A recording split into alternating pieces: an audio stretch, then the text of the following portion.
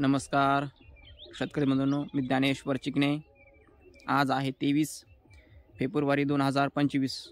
आपला पुढील हवामान अंदाज 10 मार्चपर्यंतचा. तुम्हाला मी 10 फेब्रुवारीला अंदाज दिलेला होता. 10 फेब्रुवारीच्या अंदाजामध्ये आपण पावसाची म्हणजे आपल्या राज्यामध्ये वातावरण कसे राहील याचा अंदाज दिलेला होता. आणि 10 फेब्रुवारीच्या नंतर सुद्धा 2 ते 3 अंदाज आतापर्यंत झालेले आहेत.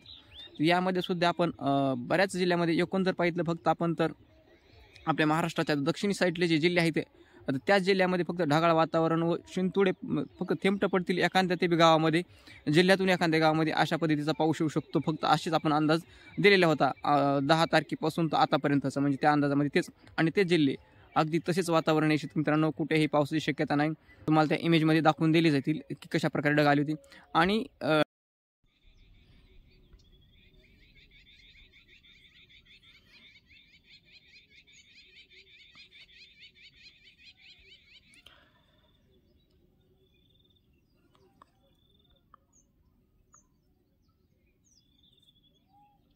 ही कालची इमेज आहे शेतकरी बंधूंनो.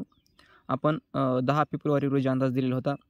त्या अंदाजामध्ये आपण दक्षिण महाराष्ट्रामध्ये म्हणजे त्यामध्ये सोलापूर, धाराशिव, नांदेड आणि विदर्भाच्या काही भागामध्ये ढगाळ वातावरण राहील आपण असा अंदाज दिलेला होता 10 फेब्रुवारी.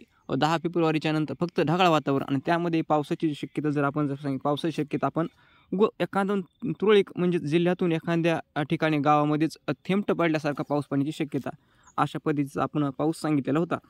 तर तशा प्रकारेच अगदी वातावरण काल दिसून आलेलं आहे. म्हणजेच काल तर तुम्ही पाहू शकता हे सोलापूर. आणि आपण सांगितलं होतं की कर्नाटक बॉर्डरचे जे जिल्हे आहेत त्याच जिल्ह्यामध्ये फक्त अंशतः ढगाळ वातावरण राहील.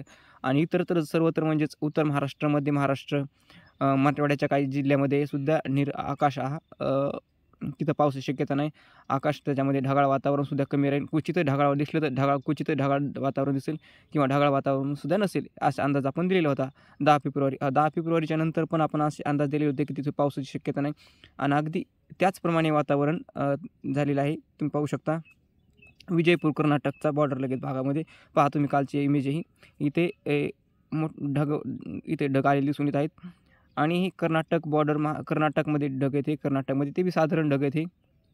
सोलापूर, लातूर इकडे तर फार कमी, लातूर इकडे तर ढग दिसूनच नाही ते.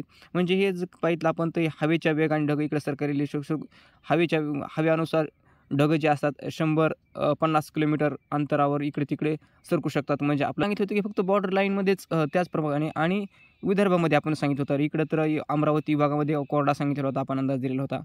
आणि विदर्भाचे जे पूर्वीचे जिल्हे आहेत त्यामध्ये छत्तीसगड बॉर्डरलगत जिल्हे, त्यामध्ये गोंदिया, चंद्रपूर या जिल्ह्यामध्येच ढगाळ वातावरण राहील सांगितले होते. पण तिथे पण काल ढगाळ वातावरण दिसून आले नाही.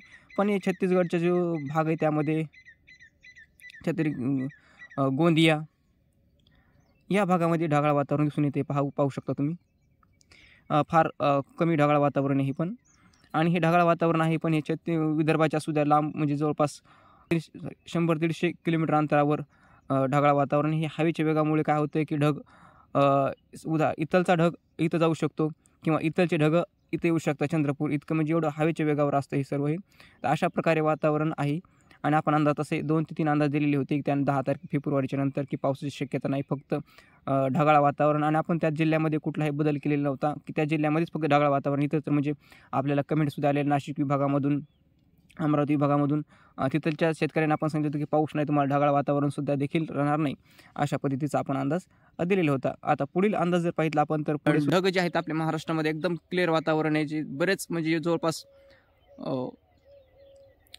33 जिल्ह्यामध्ये एकदम क्लिअर वातावरण. संपूर्ण महाराष्ट्रामध्ये म्हणलं तरी क्लिअर वातावरण. कुठेही पावसाची शक्यता नाही, कुठेही आभाळ नाही, अशा पद्धतीचं आतापर्यंत वातावरण. आणि वातावरण जे आहेत आपल्या गहू असेल किंवा तर आपल्या पिकांसाठी एक पोषक वातावरण, पीक काढणीसाठी ज्वारी, गहू, हरभरा आणि ह्या वर्षीची जी सुगी आहे, आपण आता शेतकरी आपल्या सुगी म्हणतो आपण, आणि सुगी काढणीसाठी एकदम पोषक वातावरण आहे.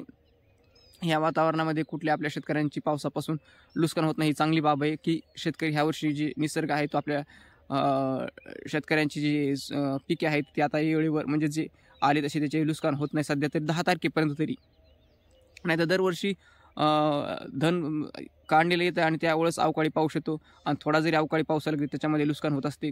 पण ह्या वर्षी मात्र तसे वातावरण नाही. तर ह्या वातावरणाचा परिणाम मान्सूनवर होईल का? म्हणजे ह्या वर्षी जी सरासरी अवकाळी पाऊस असतो तो सरासरीपेक्षा कमी नोंदवला गेलेला आहे. तर यामुळे नोंद जी आपल्या महाराष्ट्रामध्येच नाही तर त्यामध्ये अख्ख्या पूर्ण भारतामध्ये सरासरीपेक्षा पावसाची नोंद कमी झालेली आहे. सरासरीपेक्षा अवकाळी पावसाची मग आपण त्याला म्हणतो, की जे की आपण हिवाळी पाऊस असेल, हिवाळी पाऊस, उन्हाळी पाऊस हा अवकाळी स्वरूपामध्ये म्हणजेच मापला जातो. तर यामध्ये कुठली ह्याच्यामध्ये हे होईल का?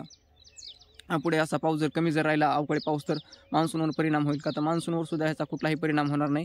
मान्सूनवर कुठला परिणाम न होता ह्याच्यावर मान्सूनचा म्हणजे चांगला इफेक्ट होणार. उलटं की पाऊसमान जे आहे ते पुढे मान्सूनचा चांगला राहणार आहे. वातावरण असे जर राहिले तर. आणि पुढे वातावरण जे आहे ते पुढे 10 तारखेपर्यंत आपल्या शेतकऱ्यांसाठी एक चांगलं वातावरण, पोषक वातावरण आहे पीक काढणीसाठी. त्यामध्ये मराठवाड्यामध्ये सुद्धा वातावरण क्लिअर राहणार आहे, सूर्यप्रकाशित वातावरण राहणार आहे. नाशिक विभागामध्ये सूर्यप्रकाशित, पश्चिम महाराष्ट्र, कोकणामध्ये, दक्षिण महाराष्ट्र, विदर्भामध्ये सुद्धा कुठे एकदम सूर्यप्रकाशित कोरडा महाराष्ट्र आणि महाराष्ट्राबरोबरच मध्य भारत सुद्धा कोरडा राहणार आहे.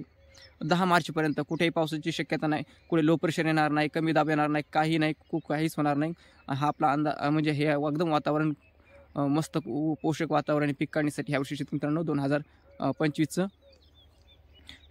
तर आपल्या चॅनलला तुम्ही नवीन जर असाल तर आपल्या चॅनलला तुम्ही सबस्क्राईब करायला विसरू नका, शेअर करायला विसरू नका. धन्यवाद.